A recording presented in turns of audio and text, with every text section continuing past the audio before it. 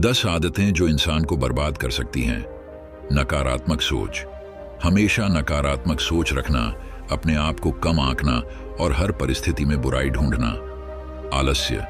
काम टालना, दायित्वों से बचना और जीवन में आगे बढ़ने के लिए कोई प्रयास न करना। असंयम। खान पान, खर्च और भावनाओं में संयम न रखना, जिसके कारण स्वास्थ्य, वित्त और रिश्तों पर बुरा प्रभाव पड़ता है। असुरक्षा। दूसरों से तुलना करना, अपनी कमियों पर ध्यान देना और खुद पर विश्वास न रखना। क्रोध। जल्दी गुस्सा आना, दूसरों पर भड़कना और बिना सोचे समझे बोलना या काम करना। ईर्ष्या। दूसरों की सफलता और खुशियों से जलना और उनसे नफरत करना। लालच। हमेशा और अधिक चाहना, कभी संतुष्ट न होना और गलत तरीकों से धन कमाने का प्रयास करना। अहंकार। खुद को सर्वश्रेष्ठ समझना, दूसरों का सम्मान न करना और उनकी बातों को अनदेखा करना। अनुशासनहीनता। समय का सदुपयोग न करना, लक्ष्य निर्धारित न करना और योजनाबद्ध तरीके से काम न करना। बुरी संगत।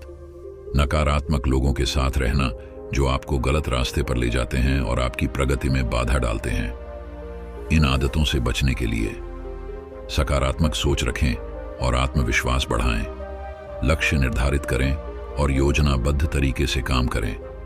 अनुशासन बनाए रखें और समय का सदुपयोग करें। स्वस्थ जीवन शैली अपनाएं और संयम रखें। सकारात्मक और प्रेरक लोगों के साथ रहें। अपनी कमियों पर काम करें और खुद को बेहतर बनाने का प्रयास करें। कृतज्ञ रहें और जीवन में जो कुछ भी आपके पास है उसके लिए खुश रहें।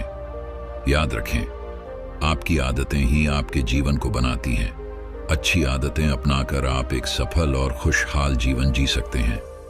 कहानी में आगे बढ़ने से पहले आप चैनल को सब्सक्राइब करना, लाइक करना, शेयर करना, मुझे सपोर्ट करना।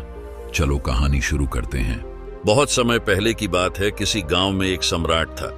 उस सम्राट के पास सब कुछ था, बेशुमार दौलत थी, अच्छी प्रजा थी जो उसका ख्याल रखती थी, उसके आदेशों का पालन किया करती थी और वह भी अपनी प्रजा का खूब ध्यान रखा करता था। उन्हें कभी किसी चीज की कोई कमी महसूस नहीं होने देता था। कहने को तो उस सम्राट के पास सब कुछ था, किसी चीज की कोई कमी नहीं थी, लेकिन उसका मन कभी किसी एक काम पर नहीं टिक पाता था। वह जब भी किसी भी चीज को करने का प्रयास करता तो उसका ध्यान कहीं भटक जाता। इस चीज को लेकर वह बहुत चिंतित रहता था। कई बार वह अपने बगल के राज्य के राजाओं से भी मिला था और सभी ने उसे अलग अलग राय दी थी। सभी ने उसे अलग अलग तरीके बताए थे। जो भी तरीके उस सम्राट ने सुने थे, उन तरीकों को अपने जीवन में उतारा, लेकिन उन उपायों से उसे कोई लाभ न मिला, जिसके कारण वह हमेशा चिंतित रहता, परेशान रहता। कई बार तो रातों को उसे नींद भी नहीं आती और वह केवल करवटें बदलता रहता।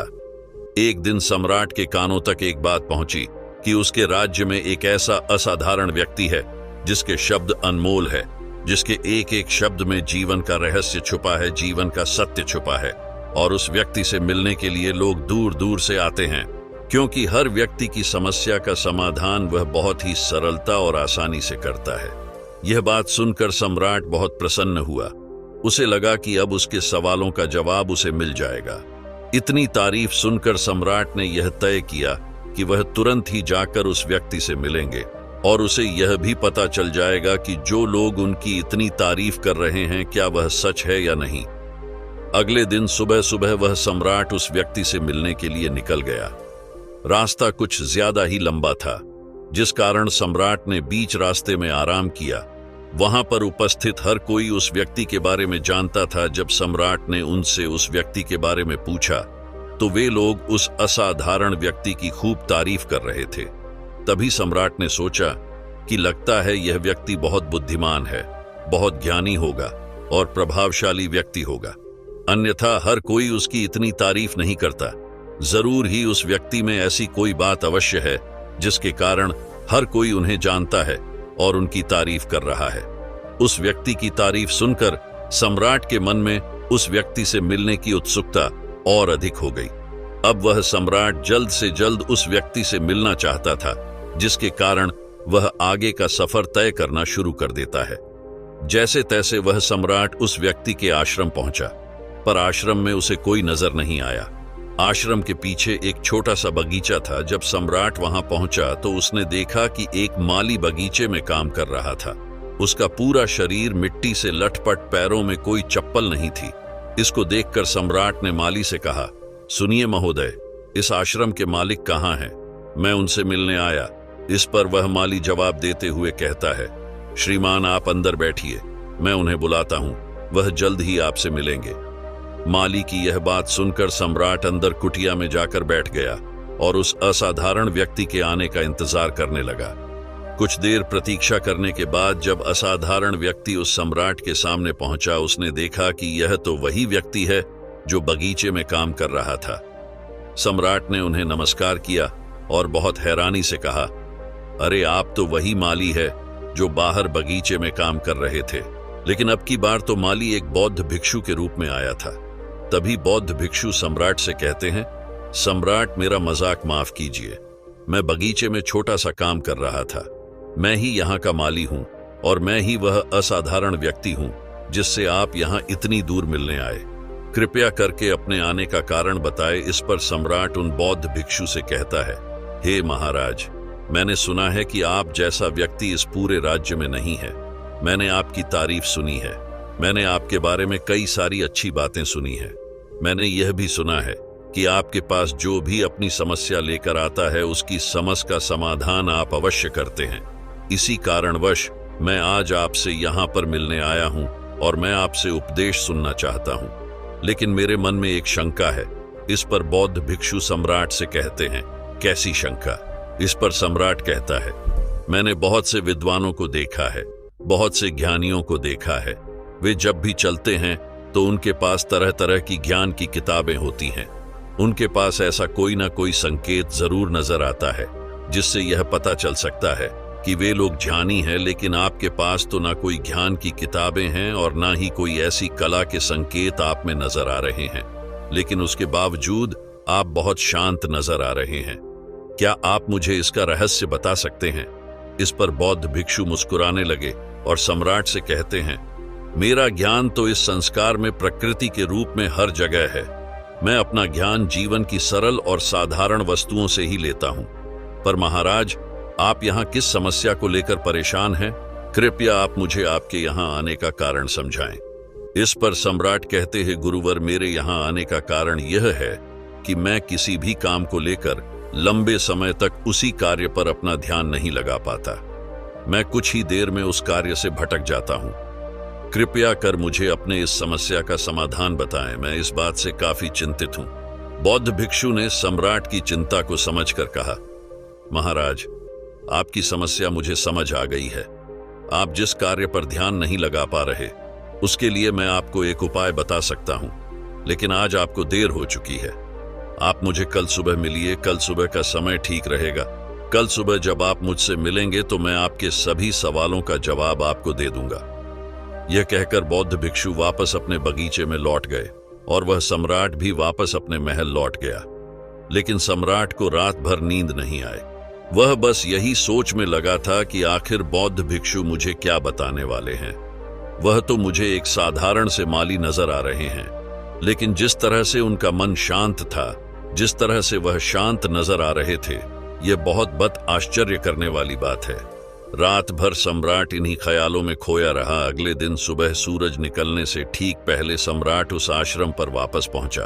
वहां पर बौद्ध भिक्षु पहले से ही उपस्थित थे।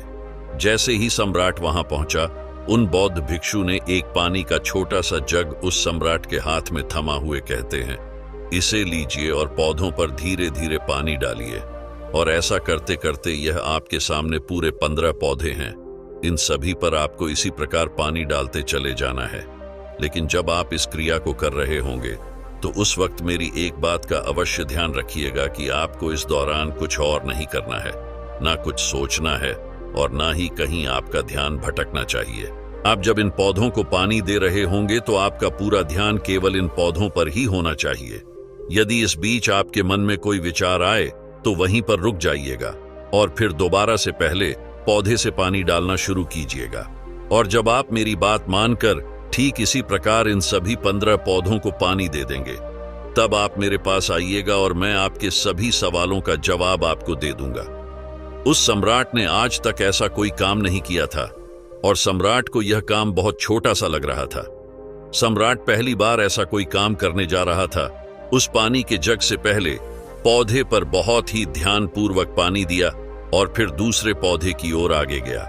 दूसरे पौधे पर भी उसने ध्यानपूर्वक पानी दिया। फिर उसने तीसरे पौधे पर पानी देना शुरू किया ही था कि उसके मन में तरह तरह के विचार उत्पन्न होने लगे। उसे अपने महल का बगीचा याद आने लगा, जहां पर तरह तरह के फूल थे, तरह तरह के पौधे लगे हुए थे। तभी अचानक उस सम्राट को उन बौद्ध भिक्षु की बात याद आ गई। यदि मन में कोई भी विचार उत्पन्न हो तो उसे फिर से पहले पौधे से पानी देना शुरू करना होगा। तुरंत ही पहले पौधे के पास वापस पहुंचा और उसने फिर से पहले पौधे को पानी दिया। दूसरे पौधे को उसने फिर से ध्यानपूर्वक पानी दिया। जैसे ही वह तीसरे पौधे पर पहुंचा, उसके मन में फिर से कई तरह के विचार उत्पन्न होने। अब की बार यह सोच रहा था, पता नहीं मेरे बिना मेरे साम्राज्य में क्या हो रहा होगा। और अब की बार सम्राट को बहुत क्रोध आने लगा। उसने सोचा कि आखिर में यह छोटा सा कार्य क्यों नहीं कर पा रहा हूं। वह तुरंत ही फिर से पहले पौधे के पास पहुंचा। उसने अब की बार बहुत ध्यानपूर्वक पहले पौधे को पानी दिया, दूसरे पौधे को भी ध्यानपूर्वक पानी दिया। ऐसे करते करते अब की बार सम्राट करीबन 5 पौधों में बहुत ही ध्यान पानी दे चुका था। लेकिन अब की बार जैसे ही उसने छठे पौधे पर पानी देना शुरू किया, उस पानी को देखकर सम्राट के मन में नदी के विचार उत्पन्न होने लगे और सम्राट अब बहुत परेशान हो चुका था। जितनी बार वह पौधों को पानी देने का प्रयास करता है, हर बार वह असफल हो जाता। उसका मन उतना ही ज्यादा व्याकुल होता जाता और वह खुद पर क्रोधित हो जाता है। सम्राट यह बात बहुत अच्छी तरह से जानता था कि वह भिक्षु उसकी परीक्षा ले रहे हैं। वह बहुत बुद्धिमान था, इस कारण उसने उन बौद्ध भिक्षु के सभी नियमों का पालन करना जरूरी समझा। सम्राट जितनी बार भी कोशिश करता है, हर बार वह असफल हो जाता। उसका मन उतना ही ज्यादा व्याकुल होता जाता है, हमेशा खुद को किसी न किसी विचार में उलझा हुआ पाता। ऐसे ही करते करते सुबह से शाम का वक्त हो चुका था, लेकिन अब तक वह सम्राट पूरे 15 पौधों में पानी नहीं दे पाया था। जब बौद्ध भिक्षु लौटकर शाम को वापस आश्रम लौटे तो उन्होंने देखा कि वह सम्राट थक हार कर बैठा हुआ है और तरह तरह की बातों में उलझा हुआ है। तभी बौद्ध भिक्षु सम्राट के पास पहुंचे और कहने लगे, हे सम्राट, मैं तुम्हारी ईमानदारी से बहुत खुश हूं। तुमने अपने कार्य को पूरे मन और लगन के साथ करने का पूरा प्रयास किया, इसलिए जो बात मैं तुम्हें बताने जा रहा हूं उसे बहुत ही ध्यानपूर्वक सुनना और समझने का प्रयास करना। जब हमारा मन विचारों से खाली हो जाता है, तब उसमें मन का असली स्वरूप नजर आता है। तब साधारण से साधारण सा काम भी हमें ज्ञान और शांति देता है। इस पर सम्राट उन बौद्ध भिक्षु से कहता है, हे महाराज, पर यह कैसे संभव है? मैं तो जब भी कोई कार्य करता हूं तो मन में कई तरह के विचार उत्पन्न होते हैं और मैं उन विचारों में फंस कर रह जाता हूं और वहां से बाहर निकलने का कोई रास्ता मुझे नजर नहीं आता। तभी बौद्ध भिक्षु मुस्कुराने लगे और सम्राट से कहते हैं, हे सम्राट, तुम पौधों में पानी नहीं डाल रहे थे, तुम तो जल्दी जल्दी अपने इस कार्य को बस खत्म करना चाहते थे। तुम्हारे मन में तो यह विचार उत्पन्न हो रहा था कि तुम जल्दी से जल्दी इन 15 पौधों में पानी दे दो और उसके बाद तुम मुझसे मिल सको, मुझसे अपने प्रश्नों का उत्तर जान सको। किसी कारणवश यह कार्य तुम्हें बोझ सा प्रतीत हो रहा था, मानो मैंने तुम्हारे कंधों पर एक बोझ रख दिया हो, और यही कारण है कि तुम अपने आप को इस पल में रोक नहीं पाए। जब हमारे सामने रखा हुआ कार्य बोझ लगता है तो हम उसे बस जैसे तैसे खत्म करना चाहते हैं और उस काम को करते समय हम अपना पूरा ध्यान उस कार्य पर नहीं दे पाते। किंतु अगर तुम इस पल के महत्व को समझ पाते, इसके महत्व को महत्व दे पाते और केवल पौधों और पानी पर ध्यान देते, तो तुम्हें कोई भी विचार परेशान नहीं कर पाते। इस पर सम्राट कहता है, हे महाराज, मुझे आपकी यह बात समझ में आ रही है कि मैं जल्दी जल्दी इस कार्य को खत्म करके आपसे मिलना चाहता था, जिस कारण मेरा मन इस कार्य में पूरी तरह से नहीं लग सका। लेकिन यह एक पल है जो हम जी रहे हैं, उस पल में रहना बहुत कठिन है। क्या मुझे इसके लिए कोई तपस्या या तप करना होगा? इस पर बौद्ध भिक्षु एक बार फिर मुस्कुराने लगे और सम्राट से कहते हैं, जिस शांत मन की तलाश तुम कर रहे हो, वह शांत मन तो पहले से ही मौजूद है। वह तो पहले से ही तुम्हारे भीतर है। इसके लिए तुम्हें कहीं भी जाने की कोई आवश्यकता नहीं है और ना ही तुम्हें कहीं शांत जगह जाने की आवश्यकता है। इसके लिए कुछ जरूरी है तो वह है अपनी सांसों पर ध्यान देना। इसलिए अपनी सांसों पर ध्यान देना सीखो। हम किस तरह से सांसें ले रहे हैं और किस तरह से त्याग रहे हैं, इस बात को देखने और समझने का प्रयास करें। तब तुम्हें यह समझ में आ जाएगा कि तुम्हारा शांत मन तो तुम्हारी सांसों के साथ ही बना हुआ है। उसके बाद तुम चाहो तो कोई भी कार्य करते वक्त भी अपनी सांसों पर ध्यान दे सकते हो। जब तुम कहीं चल रहे हो, कोई ऐसा कार्य कर रहे हो, तो तुम्हें अपनी सांसों पर ध्यान देना चाहिए, या कोई भी ऐसी क्रिया जो तुम्हें वर्तमान से बांधे रखें। इसका एक और तरीका है, 2-4 मिनट अपने आसपास की प्रकृति पर गौर करो। देखो कि क्या चल रहा है तुम्हारे आसपास। इससे तुम वर्तमान में आ जाओगे। फिर तुम अब कार्य को जल्दी जल्दी बस यूं ही खत्म नहीं करके उसे पूरे मन से करने का प्रयास करो, जिससे तुम्हारा मन एकाग्र होगा। और जब तुम्हारा मन एकाग्र होगा तो तुम चाहे कोई भी कार्य क्यों ना करो, फिर चाहे वह छोटा हो या बड़ा, तुम्हारा मन उसमें पूरी तरह से विलीन हो जाएगा और वह कार्य ही तुम्हें शांति और ज्ञान भी प्रदान करेगा। ऐसे समय पर हमारे मन में किसी प्रकार के कोई विचार उत्पन्न नहीं हो पाते, और जब हम ऐसा करते हैं तो कर्ता और कर्म एक हो जाते हैं और हमारे भीतर की जो शांति है वह प्रकट होने लगती है। हम उसमें मग्न हो जाते हैं। इसे तुम चाहे तो आनंद कह सकते हो या फिर वर्तमान में जीना कह सकते हो, और यह अवस्था सरलता से प्राप्त भी कर सकते हो। बस तुम्हें केवल अभ्यास करना होगा। बौद्ध भिक्षु सम्राट से कहते हैं, जो मन मुश्किलों में शांत रहता है, मुश्किलों से भागता नहीं है, केवल सचेत रहता है, वह मन हर परेशानी को पार कर सकता है, हर दुविधा से बाहर निकल सकता है।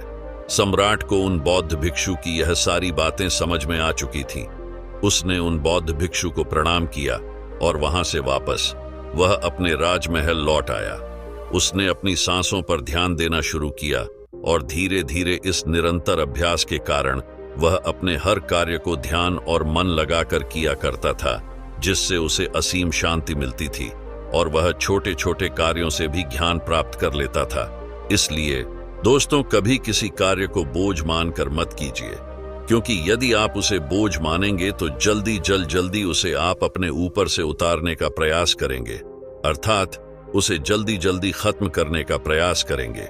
लेकिन इस प्रयास के दौरान आप जो भी कार्य करेंगे वह पूरे मन और लगन से नहीं हो पाएगा, और ऐसे में आप उस कार्य को जो अंजाम देना चाहते हैं, हो सकता है कि आप उसे अंजाम भी ना दे सके, और इसी कारणवश आपके मन में तनाव भी पैदा हो जाता है। हम चिंतित रहने लगते हैं, परेशान रहने लगते हैं, क्योंकि जो अंजाम हम उस कार्य को देना चाहते थे, अंजाम हम उस कार्य को ना दे सके। और हम में से अधिकांश लोग यही गलतियां करते हैं। जब उन्हें कोई कार्य सौंपा जाता है तो वह उस कार्य को करने का प्रयास तो करते हैं, लेकिन वह चाहते हैं कि वह कार्य कितनी जल्दी खत्म हो जाए, और वह उस कार्य को करते वक्त अपने आप को वहां नहीं रख पाते, बल्कि उनका मन तो कहीं और ही भटकता रहता है, जिससे हमारा मन हम पर हावी होने लगता है, हमें तरह तरह के विचार दिखाता है और हम उन विचारों में डूबते चले जाते हैं। हम उन विचारों में फंसते चले जाते हैं और फिर वहां से हमें निकलने का कोई रास्ता नजर नहीं आता, जिससे हमारे मन में तनाव पैदा होने लगता है। हम बहुत परेशान रहने लगते हैं। हम चाहकर भी किसी कार्य को नहीं कर पाते, और जो कार्य हमें वर्तमान की ओर ले जा सकता था, उस दरवाजे को हम खुद ही बंद कर देते हैं, क्योंकि वह कार्य हमें बोझ लगने लगता है। इसलिए जब भी आप कोई कार्य शुरू करना चाहते हैं तो उससे पहले अपना पूरा ध्यान अपनी सांसों पर केंद्रित करें, और फिर आप चाहे तो अपने काम के दौरान भी अपनी सांसों पर अपना ध्यान लगाए रख सकते हैं। और यही सांस का जो ध्यान है, यह आपके काम के ध्यान में परिवर्तित हो जाएगा, और इस कार्य में जो भी कठिनाइयां उत्पन्न हो रही हैं उसे आप पल भर में सुलझा देंगे। फिर चाहे कैसी भी विपरीत परिस्थितियां आपके सामने क्यों ना आ जाए, आप उस कार्य को पूरे मन और लगन के साथ पूरा करके ही रहेंगे। सकारात्मक बदलाव लाना आपके जीवन को सकारात्मकता और उत्साह से भर देगा। अब जिंदगी की नई दीवारें तोड़िए और सफलता की ओर बढ़ें। धन्यवाद। मिलते हैं अगले वीडियो में।